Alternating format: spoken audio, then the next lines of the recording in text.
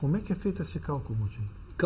O cálculo do índice de massa, quer dizer, tomando o peso do indivíduo, pesado em balança comum, obviamente, não tem nenhuma balança estratégica diferente, nenhum marcador, nenhuma escala diferente do que o usual, e tomando a altura desse indivíduo, então pega o peso, divide pelo quadrado da altura, ou divide de forma prática. Peso, divide pela altura, divide de novo pela altura, dá um número, e esse número é o índice de massa corporal, IMC, que hoje é aprovado mundialmente como marcador da distribuição, entre aspas, de gordura no corpo, embora isso hoje se saiba que não é bem assim.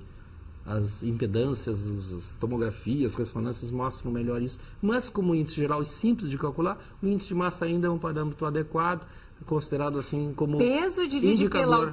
divide pela altura de novo. Isso, aí dá o MC. Se esse MC ele se encontra acima de 35, né, que na verdade é um cálculo que simula a distribuição de gordura no corpo, acima de 35 com doenças graves, aí entra diabetes, hipertensão, alterações de colesterol, triglicerídeos, até a própria gordura no fígado, a esteatose hepática se encontra hoje num patamar de indicação já, enfim, aceito. Mas então, doenças graves associadas ao índice de massa a partir de 35 já é considerada, então, a cirurgia como intervenção. Acima de 40, esse mesmo número, então, acima de 40, já considera-se também a indicação, a possibilidade de indicar uma cirurgia para esse indivíduo. Claro, tem outros critérios. Duração, o tempo de tentativa, enfim, que tudo isso é ajustado, tudo isso em conjunto nos suporta a indicação de uma cirurgia. Esse é um resumo básico. Eu estava vendo, o senhor trouxe para nós um desenhozinho de como essa cirurgia é feita. Eu estava achando tão interessante esse desenho de como na verdade, essa cirurgia nós temos algumas cirurgias que são indicáveis, né? Hoje aprovadas pelo Conselho Federal de Medicina, em portaria do Ministério da Saúde, que são as regulares, as cirurgias legalmente aceitas no Brasil. Tem outras coisas que andam por aí que a gente não sei se vai comentar, mas são outras coisas. Não, e é importante, eu acho, que as pessoas saberem que a cirurgia bem feita e essa regulamentada que o senhor falou direitinho, sim, não tem maiores riscos, né? Não, tem risco sim. Hoje a cirurgia tem risco, o bypass, mas que é o regular. Bem feita, direitinho, bem recomendada, é uma coisa muito tranquila, né? Hoje o Ministério da Saúde, ele propõe que as cirurgias sejam feitas em centros. Para a proposta é clara, a portaria do Ministério da 492, se não me engano, agora de 2007, e depois repetida agora, ela mostra claramente em que perfil existe a possibilidade de fazer essa cirurgia adequadamente.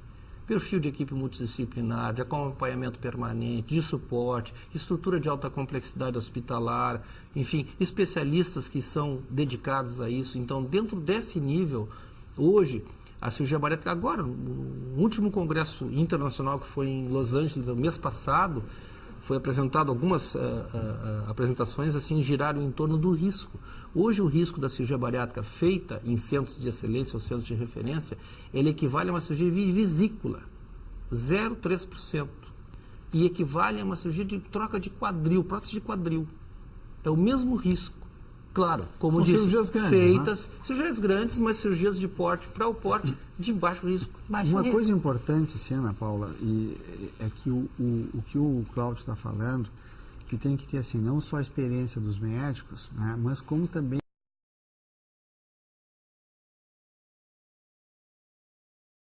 o hospital, ele tem que providenciar as condições básicas para isso. Por exemplo, existem aparelhos, tipo, vamos supor que surge uma complicação, né? Uma possível complicação, em que seja necessário fazer uma tomografia, ou o paciente tem que ir para uma UTI, ou precisa fazer algum exame mais complexo. Então, muitos das camas, muitos dos macas, muitos dos sistemas de transporte não comportam determinados pesos. Então, o hospital que se propõe a fazer isso, ele deve ter, isso é uma coisa obrigatória, e deve ter aparelhos que comportem os pesos dos nossos pacientes obesos. Seguramente, assim, tem alguns, por exemplo, tomografia computadorizadas, aparelhos que não comportam mais de 130 quilos. E muitos dos pacientes recuperados são isso. Tem mais do que isso. Camas de UTI, respiradores, toda uma infraestrutura que não foi planejada para pacientes de 130 quilos, ou de 140, ou 150. Ou de 200. Ou de 200 mesmo. Então, nós temos que ter isso aí. Então, essa eu acho, né, que é uma questão que na minha percepção, existem pouquíssimos lugares que estão preparados para isso. E aí é que pode ocorrer as fatalidades. Por um exame, se necessita um exame um pouco mais complexo, não se pode realizá-lo porque não há maca, não há transporte, não há equipamento que suporte o peso daquela pessoa. Então, isso... Até não interrompendo um pouco, hoje, por exemplo, se você vai operar um indivíduo com 200 quilos, como por exemplo um obeso extremo, um índice de massa 70, né, assim, super obeso, se você não tem um respirador, que é um equipamento para suportar ele durante a cirurgia, adequado, e existem, e tem que ter, isso é fundamento para sair bem da cirurgia e não ter assim dano pulmonar nesse indivíduo, você não deve operar. Porque certamente esse indivíduo vai sair da cirurgia danificado. Então já é uma indução ao dano. Você vai danificar o indivíduo. Se você faz isso indevidamente, você está inferindo o código de ética. É negligência ou imperícia. Isso é muito importante. Isso é grave. Esse é um aspecto muito importante que a situação esse tratamento bariátrico tem que ser levado de uma forma séria. Exato. Como se diz assim, desde o porteiro em que recebe o paciente, a portaria no hospital em que recebe o paciente, até depois É a o saída. ponto dano moral de quem gente está despreparada para receber um paciente desses, ele danifica psicologicamente. Ele desprepara o indivíduo preparado. O Ele cria um elevador em que conflito. a pessoa vai subir. Para ter uma ideia assim como por esse é diante, novo, né? Porque assim, eu fiz cirurgia geral, a gente está brincando e tal, mas já fazem 25 anos, né? E a gente estava comentando isso agora há pouco. Isso é uma ciência nova, na verdade. É né? verdade.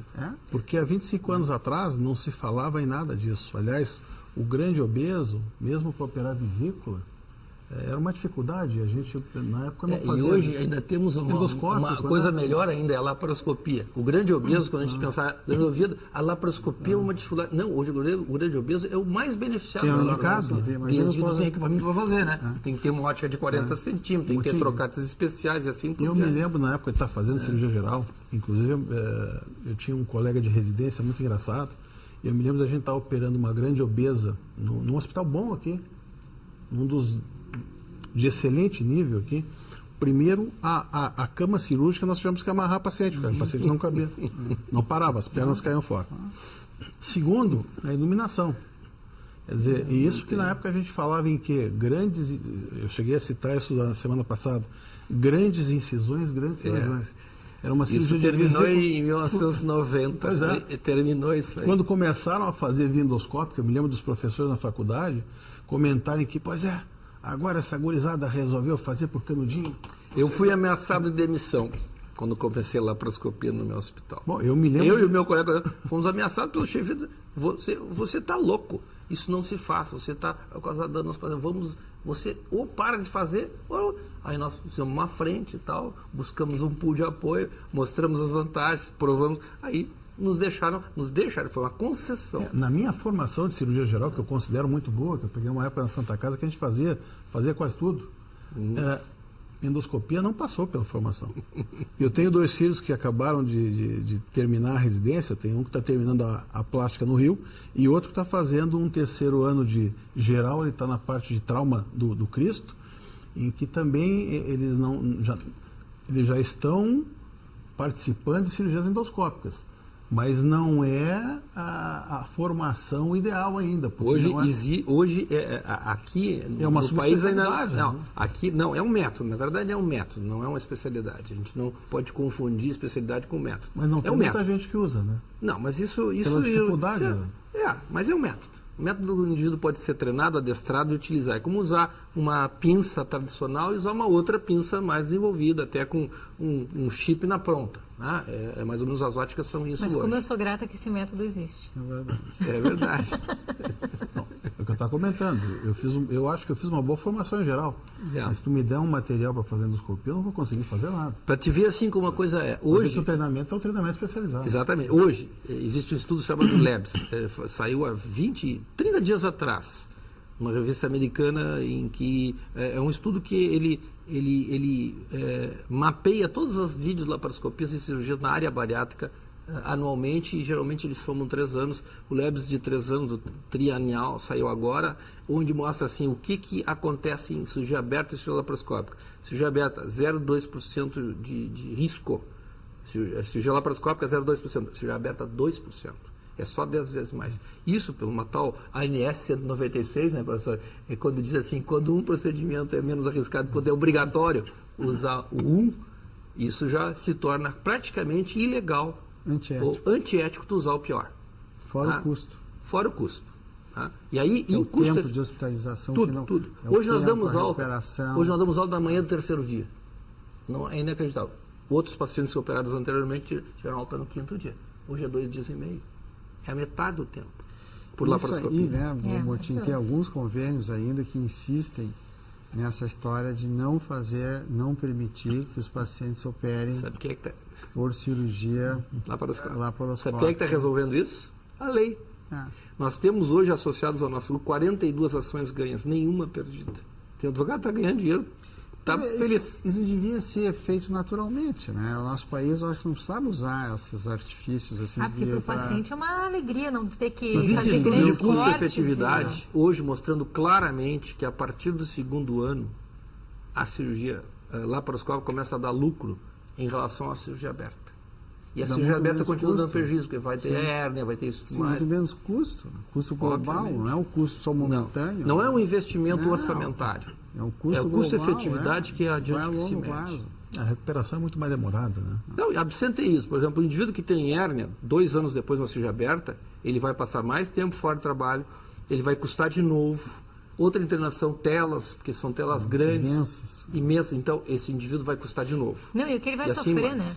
Não. E a cicatriz, o que ele vai sofrer. O senhor ia mostrar ali a cirurgiazinha para nós, como ela é feita? Eu gosto de usar muito nas aulas animações. Porque mostrar ao vivo, de verdade, muita gente tá ali, sendo mostrado ali. Você conhece isso, uma aula do ano passado eu já mostrei. Doutor Motim, está sendo mostrado já no vídeo para nós. Isso é uma cirurgia laparoscópica, na verdade. E esse instrumento, e aí que custa caro. Esse instrumento é extremamente diferenciado. Um instrumento só de uso único, ele custa bastante dinheiro. Porém, isso aí se paga por esses furinhos que ele faz, em vez de fazer o corte de hérnia lá no 2º ano, no 1º ano. Podia dar uma explicada, né, Motim? Na verdade, o que se faz? Se separa o estômago em 2 partes, fundamentalmente. A grande continua a produzir suco gástrico, suco digestivo e passar adiante, então, esse suco gástrico para se unir com o desvio intestinal que vai se fazer. Porque, na medida em que se criou 2 partes, uma para receber alimento, que é a pequena, nós, para refazer essa passagem de alimento, temos que trazer o intestino mais de baixo e pôr lá em cima. Essa emenda do pequeno estômago, como se chama, com o intestino, que faz esse desvio intestinal, que na verdade se chama Y de Roux, e temos que fazer assim, honrar esse indivíduo que se chama César Roux. Ele inventou isso em 1892. Primeira vez foi feita no mundo um Y de Roux para restauração do digestivo numa gastrectomia para câncer. Esse indivíduo fez em 1892. Então essa cirurgia aí, que foi inicialmente feita para câncer, ela migrou para a obesidade em 1970.